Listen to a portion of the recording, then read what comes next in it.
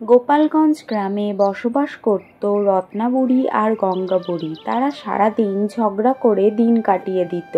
এই কারণে গ্রামের লোকেরা তাদের উপর অতিষ্ঠ হয়ে গিয়েছিল। আরে গঙ্গা, তুই আবার কি মাছ কিনলি? তোর তো দাঁতই নেই, ভালো করে চিববি কি করে মাছ যে কিনলি তুই? রত্না, তোর কি খেয়ে দিয়ে কোনো কাজ নেই নাকি? আমার খাবার নিয়েও কি তোকে ভাবতে হবে? তুই নিচের দিকটা দেখ তো। আরে আরে গঙ্গা বুড়ি আর রত্না বুড়ি, তোমরা কি শুরু করেছেটা কি? সকাল সকাল ঝগড়া শুরু করে দিলে বাজারের মধ্যে।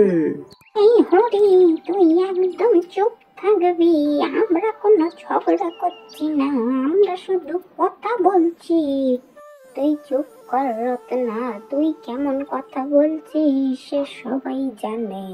তুই তো সব সময় আমার গায়ে বাঁধিয়ে ঝগড়া করতে আসিস।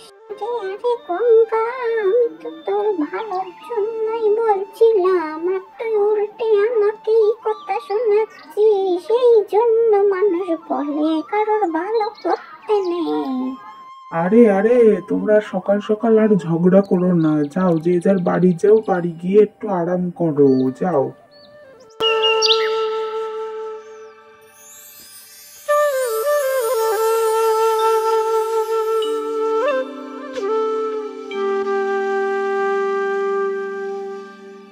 এই পাখি, তুই আবার এসছিস? তুই আগের দিন এসে আমার কতগুলো ধান নষ্ট করে দিয়ে চলে গেলি। যা যা যা এখান থেকে।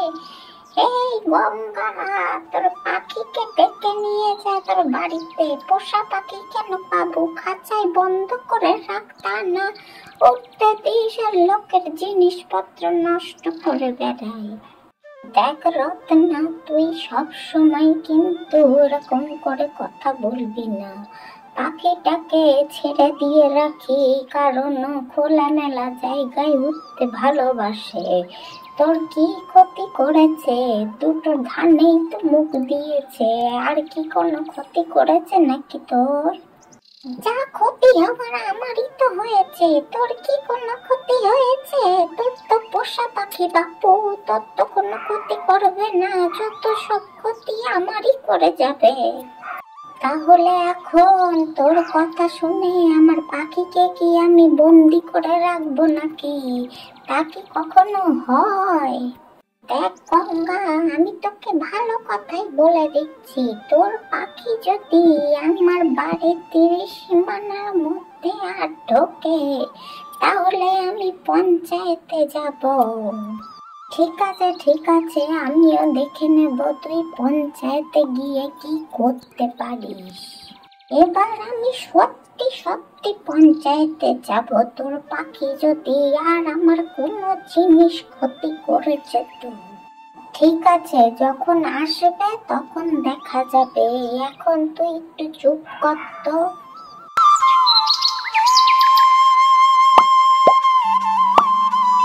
আমি শুনি তো ওই পাশের বাড়ির রত্না বুড়িটা তো বদমাইশ। আমাদের টিয়াটা একটু ওদের বাড়ি গেছে কি না গেছে, ওরে যে কি ঝগড়া শুরু করেছে সকাল সকাল, আর ভালো লাগে না।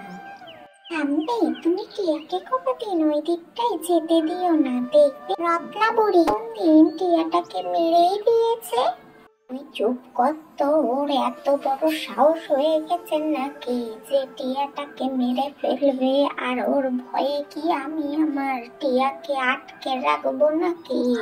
ও মন খুলে খোলা আকাশের নিচে উড়ে বেড়ায়, ও রুক না। না না ঠাম্মি, আমি ওই জন্য বলিনি, রোজ রোজই তো ওই টিয়াকে নিয়ে ঝগড়া বাঁধে তোমাদের দুজনের মধ্যে, তাই জন্য বললাম টিয়াকে আর ওইদিকে যেতে দিও না।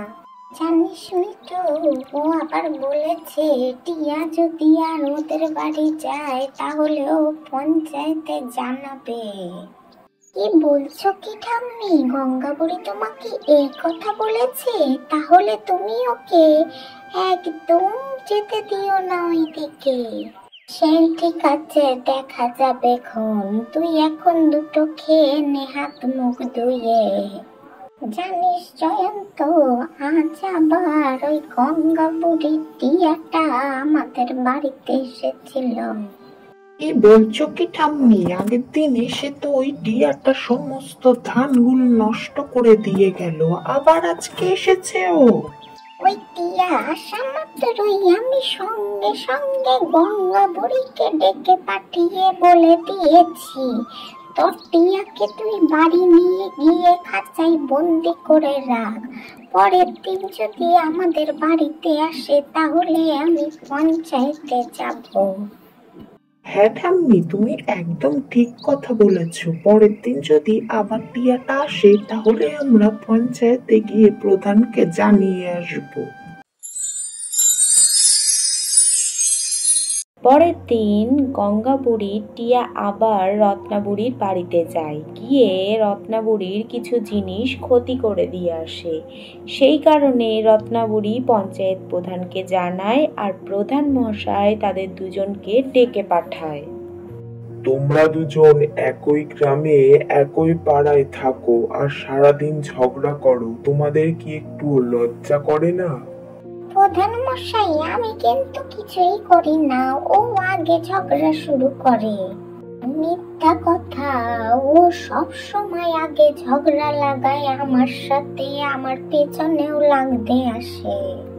এই তো কদিন আগে ওর টিয়া আমাদের বাড়িতে গিয়ে আমার ধান নষ্ট করে দিয়ে আসলো। আমি তো ওকে ভালো মুখেই বলেছিলাম তোর টিয়াকে খাঁচায় বন্দি করে রাখ, তা না করে ও আবার ছেড়ে দিয়েছে, আবার গিয়ে আমার সব ধান নষ্ট করে দিয়ে এসেছে। এগুলো পারা যায় নাকি? ঠিক আছে বাবা, এবার একটু থামো। তোমাদের মিল করানোর একটা উপায় আছে। তোমাদের ঝগড়া বন্ধ করানোর জন্য আগামী 1 মাস তোমরা একে অপরের বাড়িতে রান্না করবে আর একে অপরের কাজ করবে। এ আবার কেমন শাস্তি প্রধান মশাই? আমি ওর রান্না খাবো? জীবনেও খাবো না আমি ওর রান্না। এরপরে 1 মাস তারা দুজনে একে অপরের বাড়িতে রান্না করত আর সমস্ত কাজবাজ করত। এইভাবেই থাকতে থাকতে তাদের মধ্যে ঝগড়া অশান্তি সমস্ত কিছু শেষ হয়ে গেল।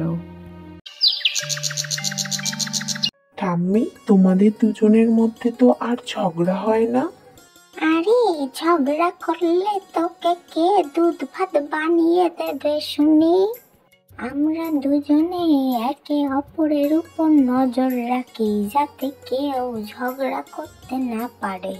ঠিক আছে ঠাম্মি, তোমরা অনেক কথা বলেছো, এবার আমার তো খুব খিদে পেয়েছে, তাড়াতাড়ি খেতে দাও।